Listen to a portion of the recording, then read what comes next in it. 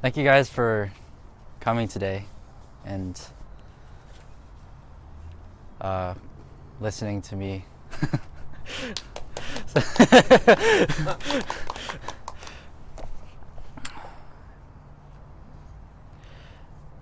I've taken the past many years of searching for answers and just trying to learn as much as I could about the way that our modern world is so rich and abundant, at the same time so alienating and depressing for a lot of people.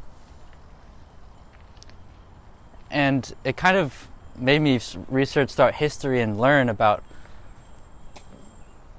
the fact that even though cultures and civilizations, they morph and they blow away by the winds and the dusts of time, they leave behind monsters that give us clues about what the existential anxieties and fears were of those people.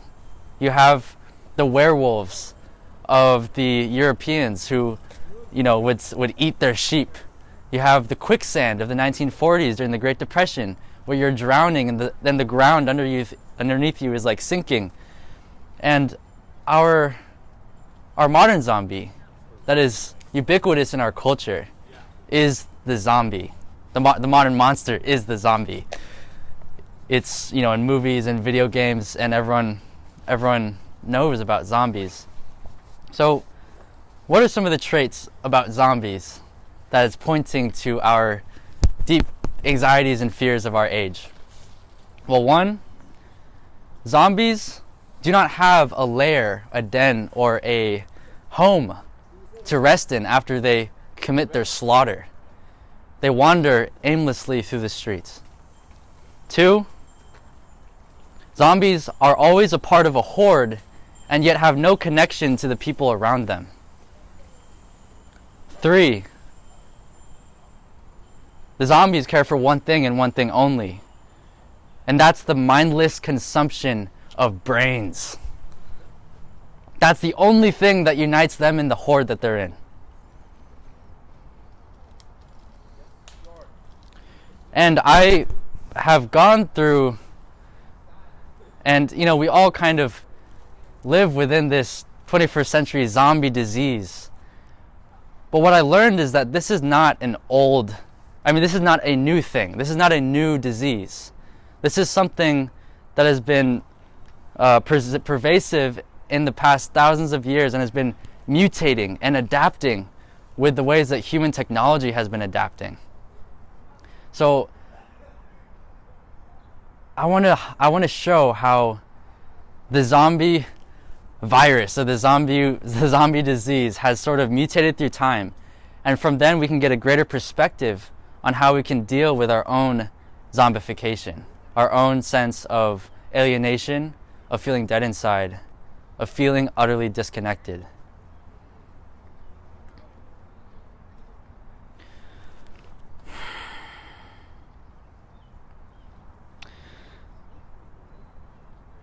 So I talked in the past about a lot of history going up to the time of Augustine in Rome. And it's crazy because after Rome falls, there's a huge decline and change in the technological advancements of the people. Like, it goes from having plumbing and transfer of water through aqueducts to literally throwing shit in the streets and the medieval ages. So there's a huge degradation in the technology, but also in the way that people are forming their communities and their cities and civilization. What happened was this huge shift, this schism, this separation between what would become the Catholic Church and the Eastern Orthodox Church. And along with this separation, there was things like the Crusades, where military forces were being sent over to aid the pilgrims during the medieval age. And after this sort of splitting and then contact through the Crusades, the texts and sciences of Aristotle that were kept up in the Eastern Orthodox places in the East were reintroduced back into the Western world.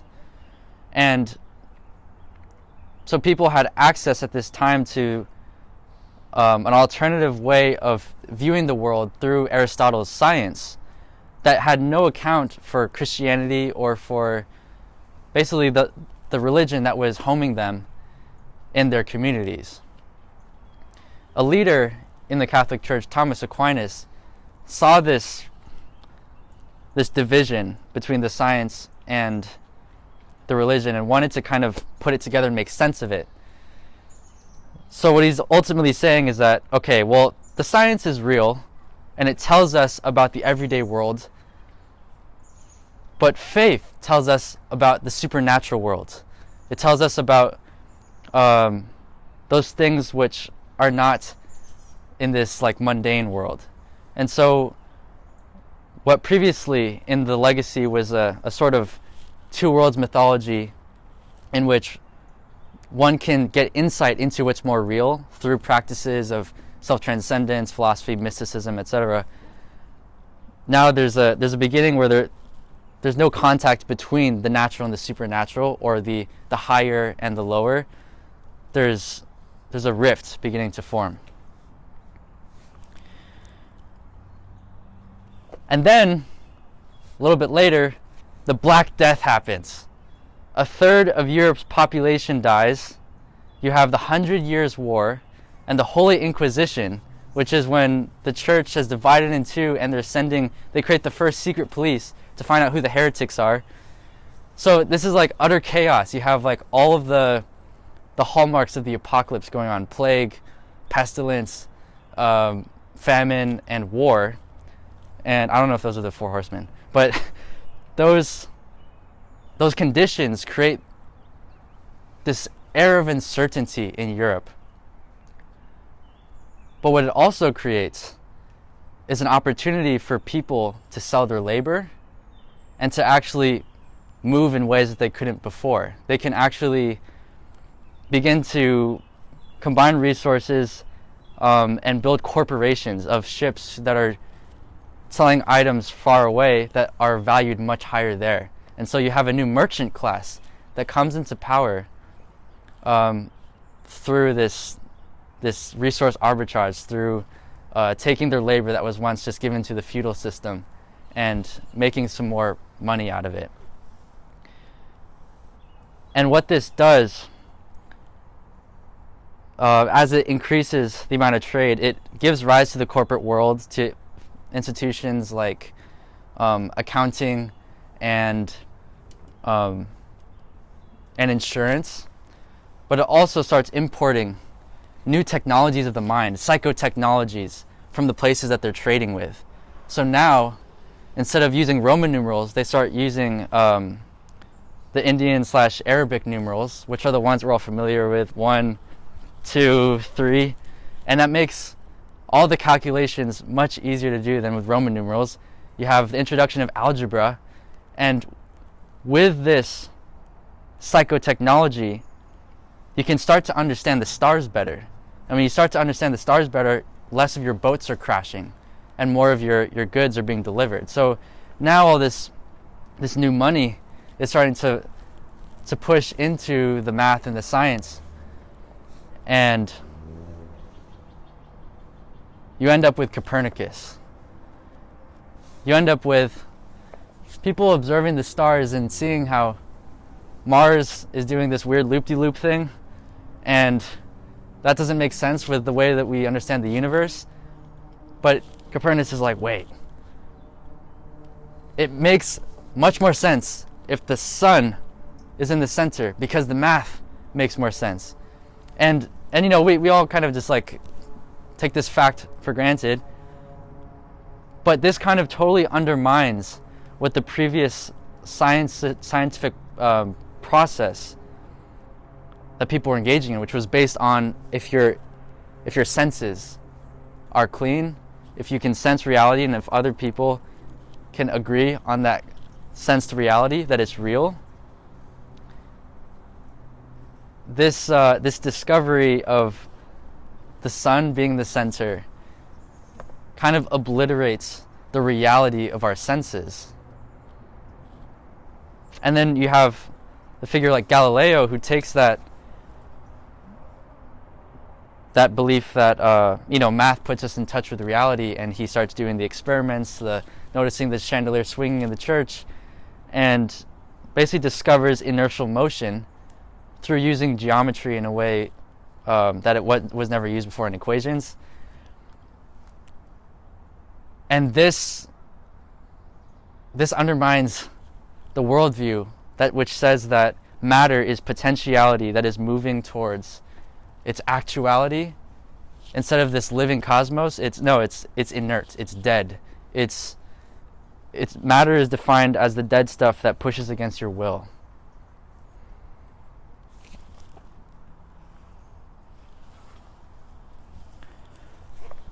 In this worldview, the universe is dead and meaning is an overlay.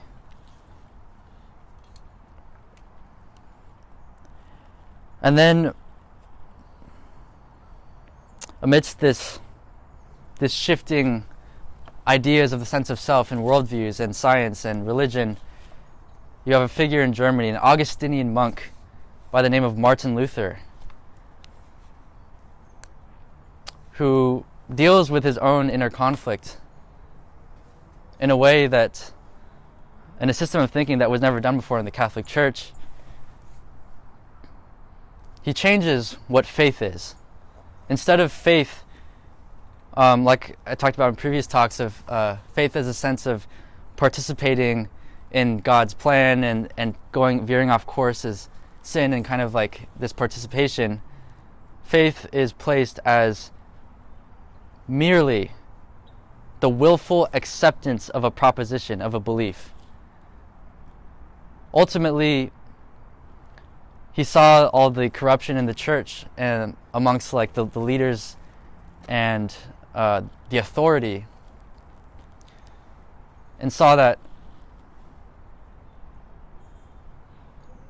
ultimately, like, all of that is bullshit. He was like, the authority is in you, and at the same time, you are inherently sinful and cannot transcend to participate in God. You can only accept the proposition. So in a way, he gave people this immensely heavy weight to bear of yourself being the only way you can contact the divine, and at the same time, yourself and your mind being ultimately incapable of participating in self-transcendence.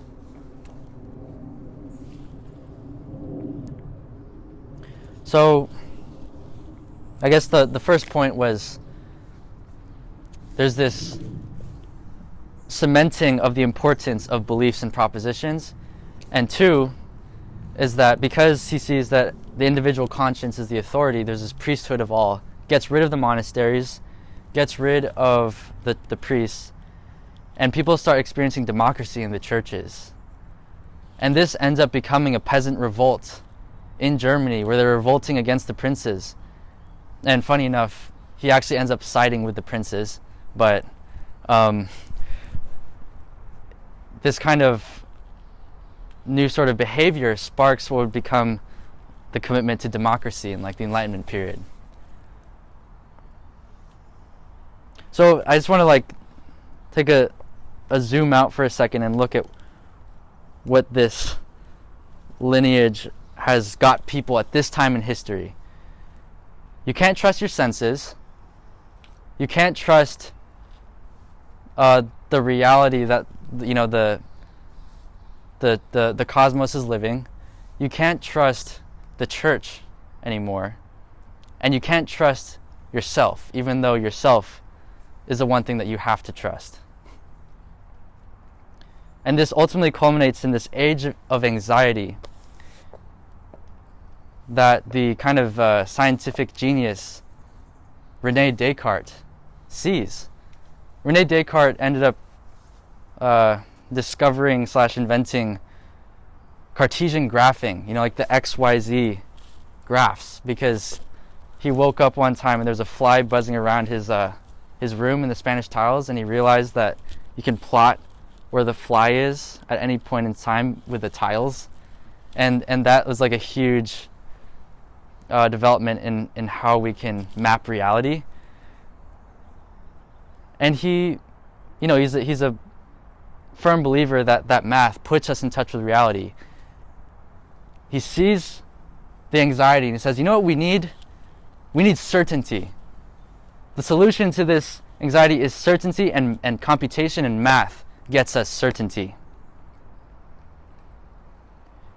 And one of his peers, Thomas Hobbes, basically says, okay, so what you're saying is that computation is what thinking is about. That's what cognition is. And we know that computation and math is real, and we know that matter is real. So if I can make matter compute stuff, I will have made a mind. He's talking about AI like hundreds of years ago. And then Rene Descartes comes back and he's like, no, okay? You thinking, you reasoning, you're thinking towards the purpose of truth.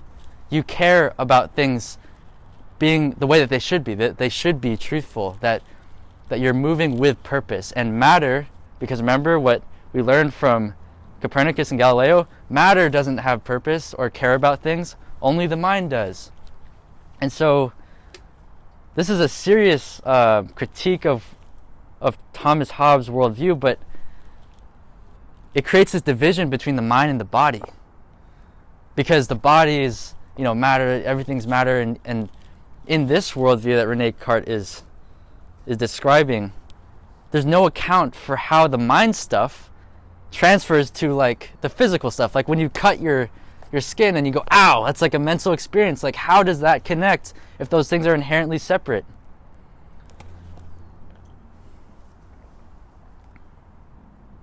And in his search for certainty, he goes and he's like, wait, what if even the math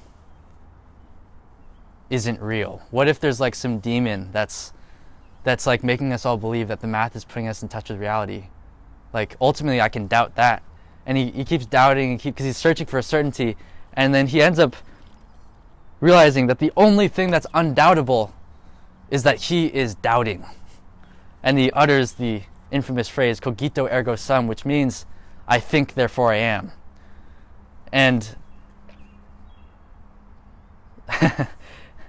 you have this worldview which says that ultimately the self is this modicum of consciousness that doesn't really know if any of this is real, severed from the world, severed from others, in response to this other worldview of Hobbes, which says that you can make mind out of matter, which ultimately kills the notion of the soul.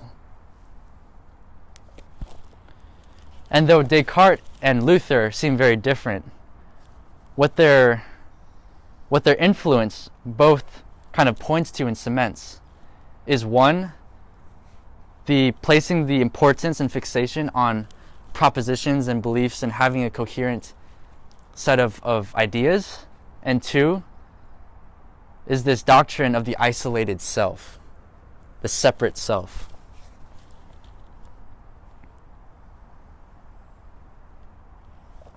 Then this thinker, Immanuel Kant, comes along and he questions, well, why does math describe reality so well? And he does this Copernican flip with what had been the way of thinking about math from the Platonic tradition, which is that math puts us more in touch with reality, like reason puts us more in touch with reality. He says, no, actually, math and things that make sense to the mind are actually filters that are closer to the mind, and that the world, the thing in itself, is actually unknowable. That the filters that we have of making sense of the world are actually what's intelligible, but the world itself we cannot know. And this is hugely influential, and it ends up becoming the bedrock from which Romanticism springs. And Romanticism is this idea that, okay, so reality is out here, the mind and rational stuff is over here. I can regain contact with reality by becoming more irrational. Because imagination is the layer of mind that's closest to reality.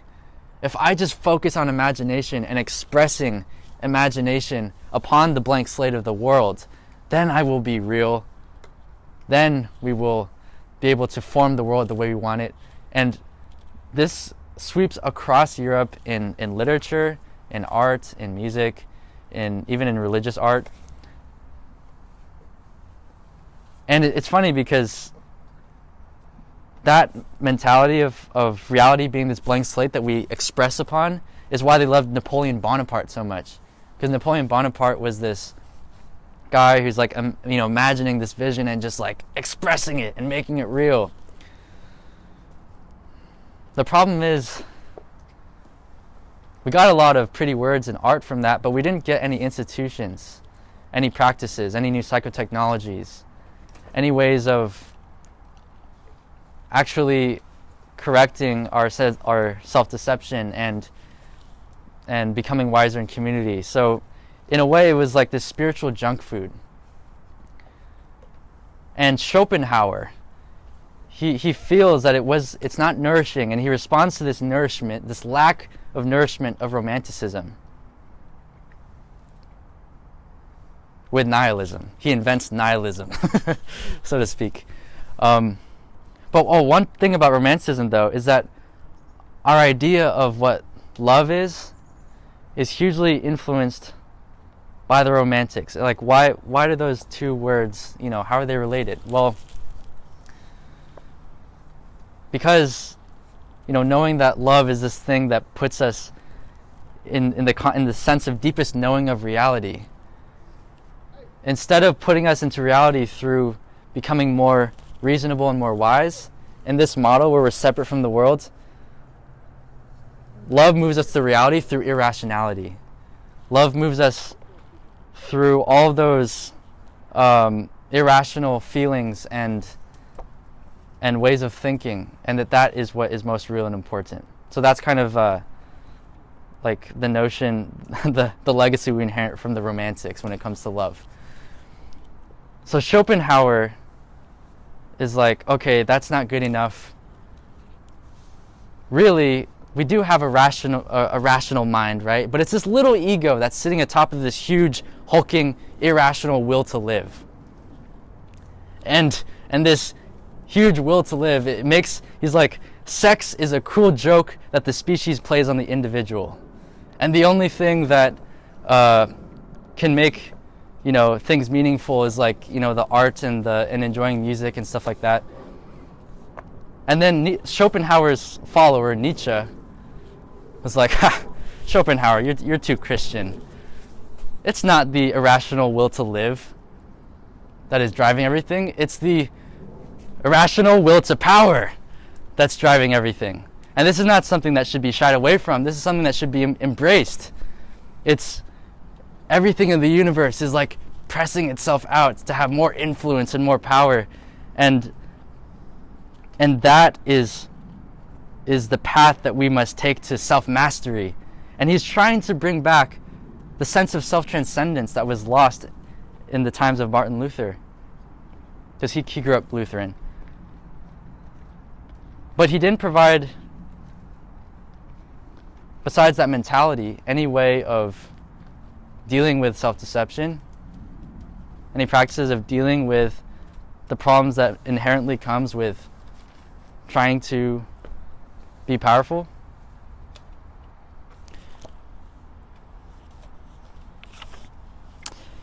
And Hegel is this next figure who basically creates this huge, complicated, or I guess complex, system of ideas that tries to unite. He picks up on what Kant had laid out, and he's like, okay, so I can create this system of ideas that makes theology completely understandable through secular terms. I can unite philosophy and mythology together, and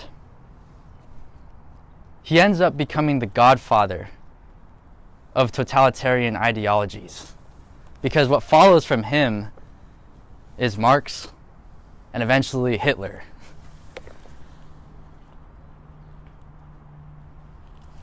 At this point, in Europe, nationalism, this fierce nationalism begins spreading. These ideologies that are almost religious begin to root as the way that people are making sense of the world. And with these imperialistic dreams, World War I happens. Germany is weakened. And this mix of the fragmentation that came from Protestantism, then we got the legacy of the Romantics, Marx, the will to power, and some anti-Semitism, all coming together in Hitler. And what Hitler laid out was this intoxicating, powerful response to the sense of meaninglessness and fear that people were experiencing. And these two systems of beliefs, Marxism and Nazism, come and meet in World War II in the biggest battle of history on the Eastern Front, the Battle of Kursk. The progress of this lineage of thinkers and scientists is all culminating in this battle of ideologies. You have tanks and bombs and planes and millions of people dying at the hands of this conflict.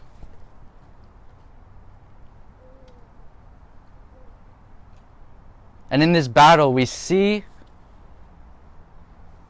the culmination of all these ways of thinking.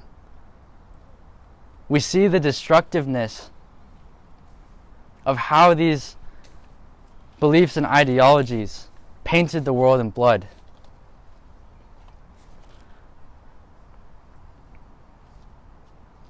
And this traumatizes the world. World War II traumatized the world.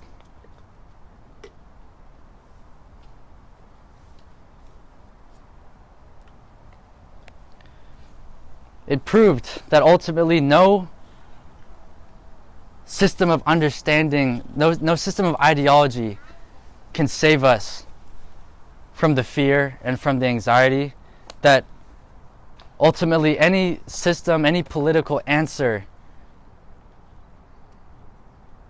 in its full form, in its full yearning to implement itself, will cause a lot of damage, will cause a lot of bloodshed. Why did this project fail?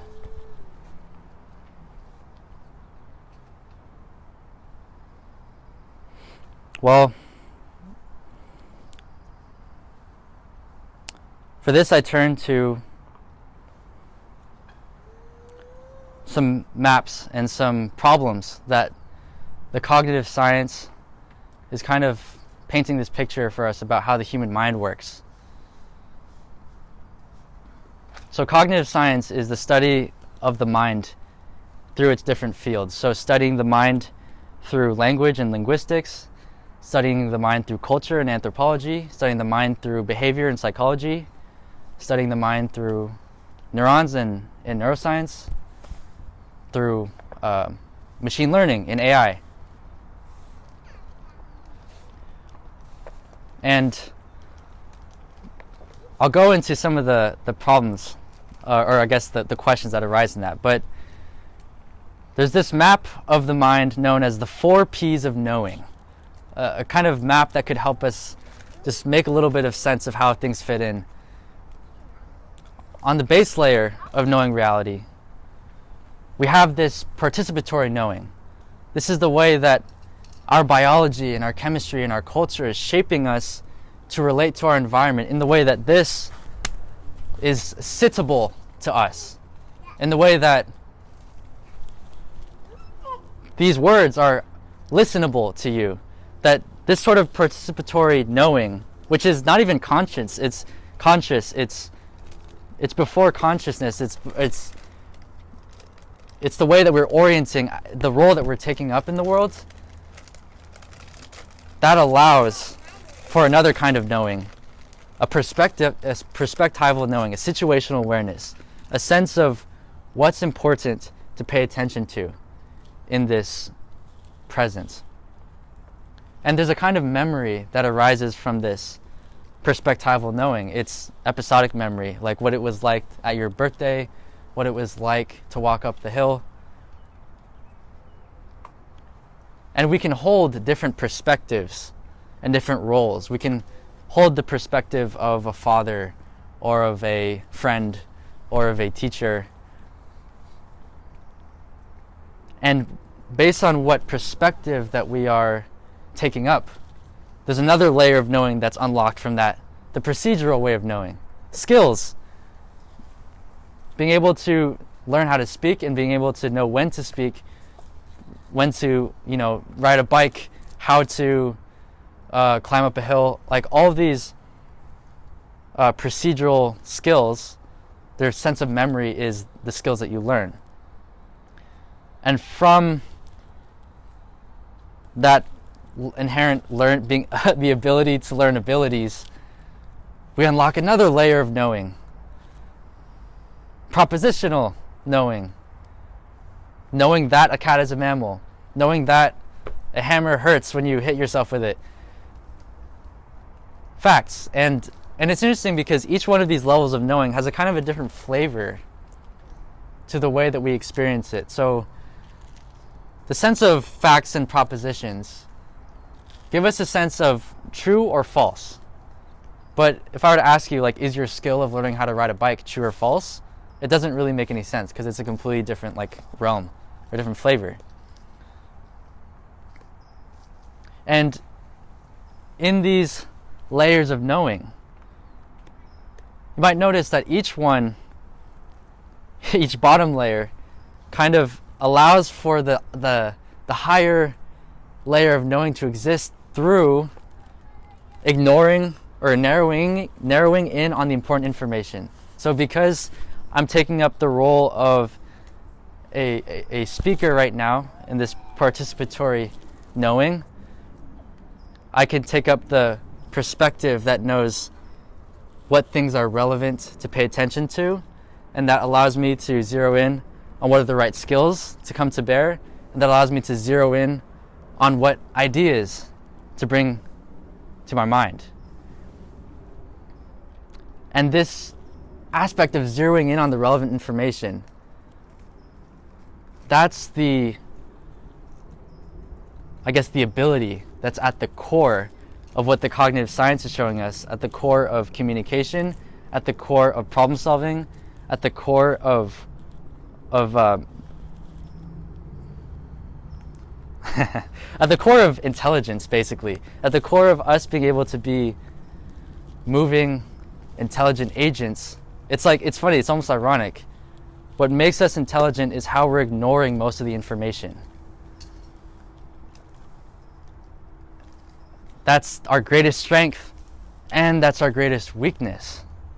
Because in this dynamic ignoring of information, we can always ignore what is actually important, ignore what is most necessary for our flourishing in the world and for our relationships.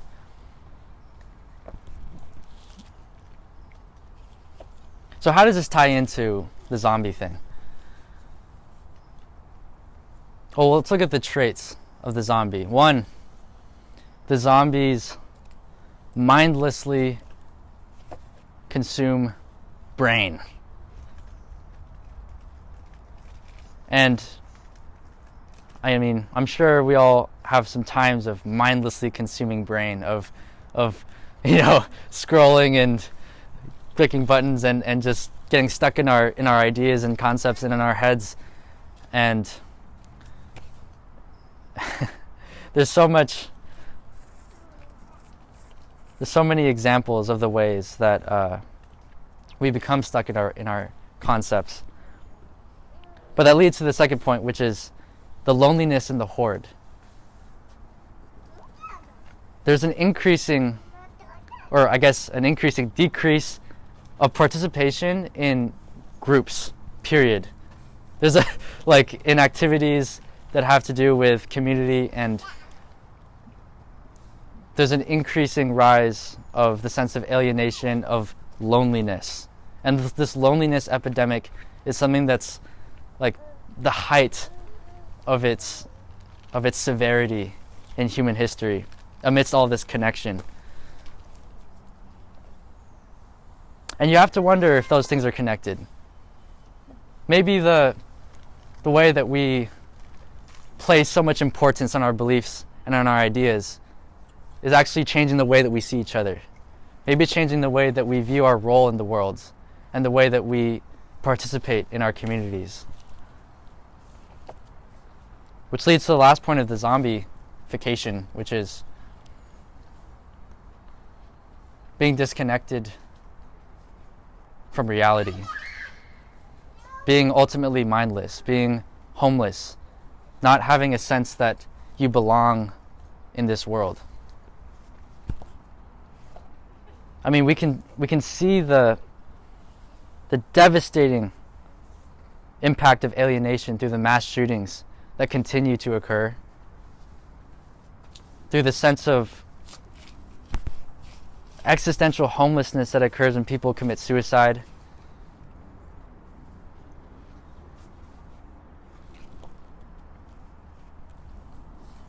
And ultimately, this is a failure of the fixation on beliefs, on the fixation on the surface level of knowing reality.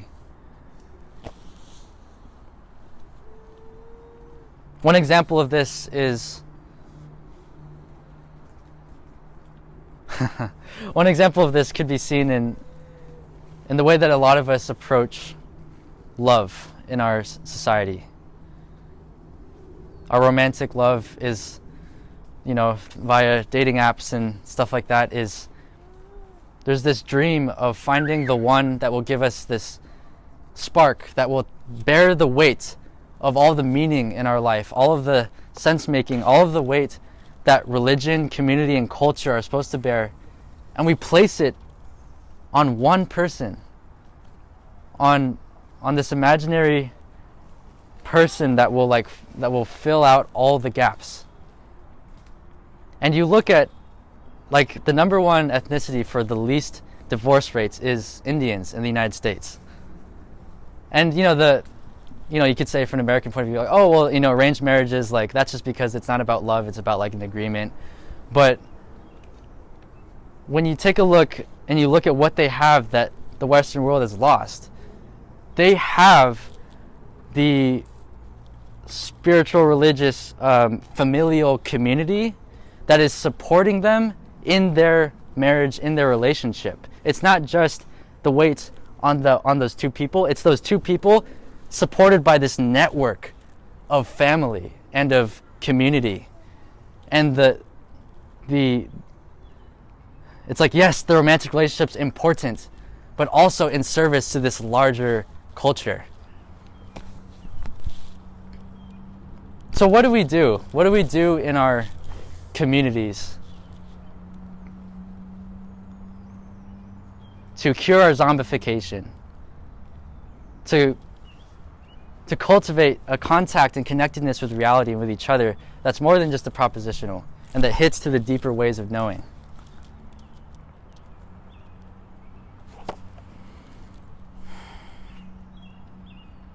We can train these depths of knowledge. We can educate in the sense of drawing out and stretching and forming new ways of seeing ourselves and taking up new perspectives and ways of participating.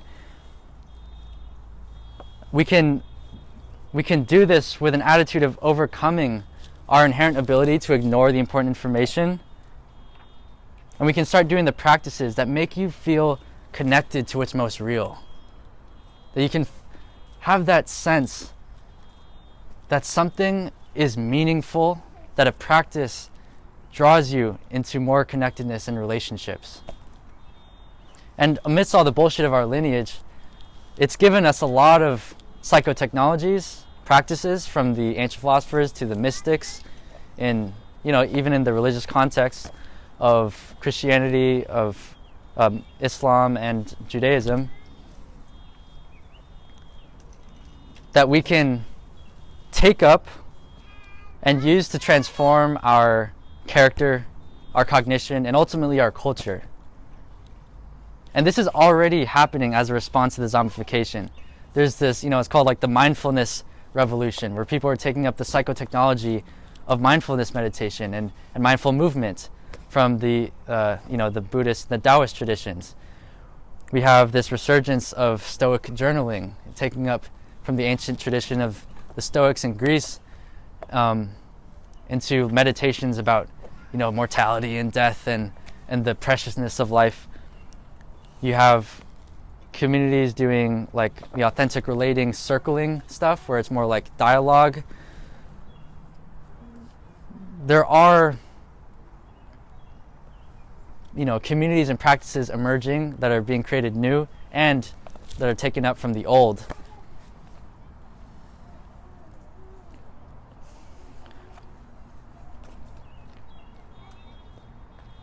And I think the ultimate point that I'm trying to make is that the practices that are stretching out your deeper ways of being in contact with reality are what builds the sense of meaning. They are what builds the sense of connectedness. They are what builds that stretching of the stuff that we're ignoring, stretching the way we're bullshitting ourselves and like undermining continually the ways that we can relate to each other in new ways.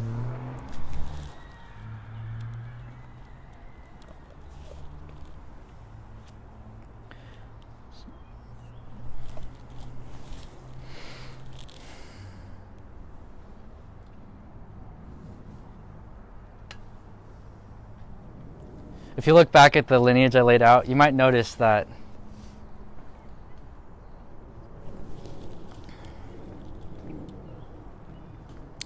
these huge shifts in institutions didn't happen just because some guy randomly thought of something and then everyone believed him, and then they started like just changing things.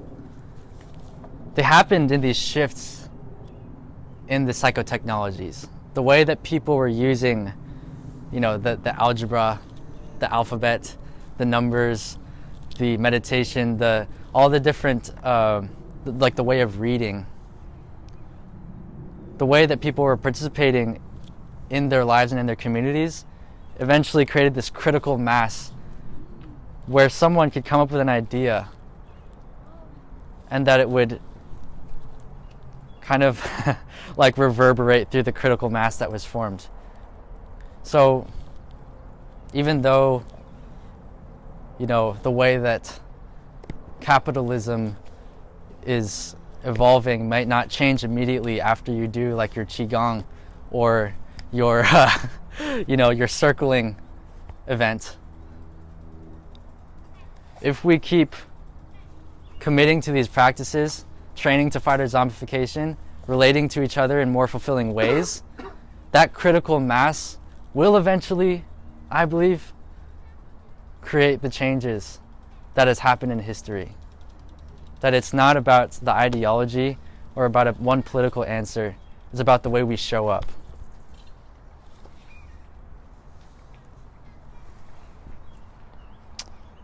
The best time to start training was yesterday, because the apocalypse is now and we are the zombies. So follow that sense of connection. Follow what is meaningful. Thank you.